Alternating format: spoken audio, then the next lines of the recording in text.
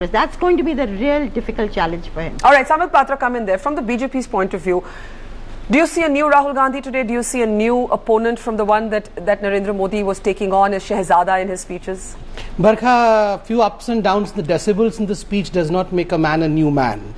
I believe, as far as I'm concerned, I believe a leader is born, never tailored. You cannot tailor a leader. I mean, that's where marketing comes in. You cannot market a leader. A leader is someone who forces you to market him. But marketing is a legitimate tool. Congress would say the leader is always born. No, yes, exactly.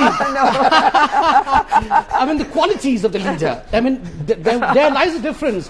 The literacy of a leader, the word leader is born in Congress, whereas in BJP and parties which are cadre-based, the qualities of leader have to be born. And that's where the problem lies. And but you started by saying he was a few decibels louder than usual. Yes, that's what ups and downs are. Just not louder, it was ups and downs. And you see, characteristically, I mean, as far as Rahul is concerned, as Neerja was rightly pointing out, you know, he has sporadics. He is not there always. He has to convince that, well, yes, I would be available in the future, and I'm reminded of what. But now he's going into this campaign saying, "I am leading the campaign." I'm reminded, so that ambiguity exactly is over. No, it's not over. Ambiguities are not over until unless they're tested, and that's where I'm reminded of stealing a few pages out of Mr. Jaitley's blog, where he writes that contrived anger and manufactured dissent. You know, we have seen the nonsense act of Rahul Gandhi, and we all realize that before the nonsense act comes or his contrived anger is shown, we have a tweet in Milan Deora's tweet, and so it has a trend to follow. So in a leader you cannot have manufacture. In a leader it has to be spontaneous.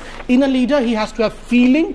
A leader has to be present always. He doesn't have to convince you that, well, yes, I would be there. That's for the people to realize, well, yes, he would be there. That's obvious. Okay, I want to, since you mentioned Arun Jaitley's blog, I want to just take that to Dilip Pargaonkar. Arun Jaitley writing this today, Dilip, after this is also in the aftermath of Mani Shankar Iyer's rather unfortunate and tasteless comment about Narendra Modi's origins. But this is what Mr. Jaitley is writing, and in many ways Mani handed over a talking point to the BJP on a day when the Congress would have hoped that it would remain about Rahul Gandhi.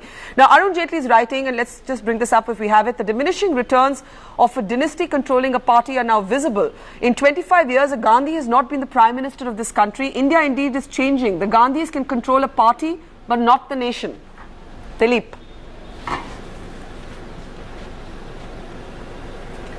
Well, I think in a Actually, we need to bring that fuller statement back, because it ends with saying we do not stoke the communal fires of hatred, and I don't think we've. I think we'll just play that bit again for you. Sambit, Patra, on that comment of we do not stoke communal fires of hatred. In many ways, the Congress is placing secularism back at the heart of the election debate. Not placing secularism back at the heart of the debate, rather hiding behind the wheel of secularism, because all else is lost, I think. I'm reminded of what Mr. Madani said, you know. He said that, please, Congress, stop frightening people taking the name of Mr. Narendra Modi. We have seen enough of Congress in this country. The minorities have been given nothing. We have a Sachar committee report in the Congress regime. And then Congress, when you have lost everything, they come out with this secularism bogey again and again. And right now, the bite that you were playing, I was seeing, he was talking of subverting the government institutions. Who made the parrot caged? After all, the parrot was caged under your regime, and you talk of subverting government regimes.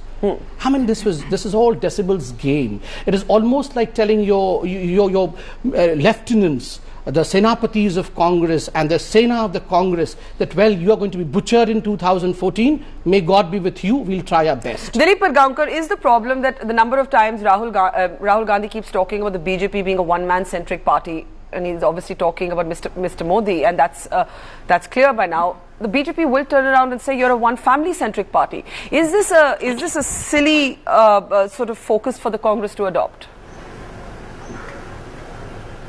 Well, you know, Barkha, let's go back.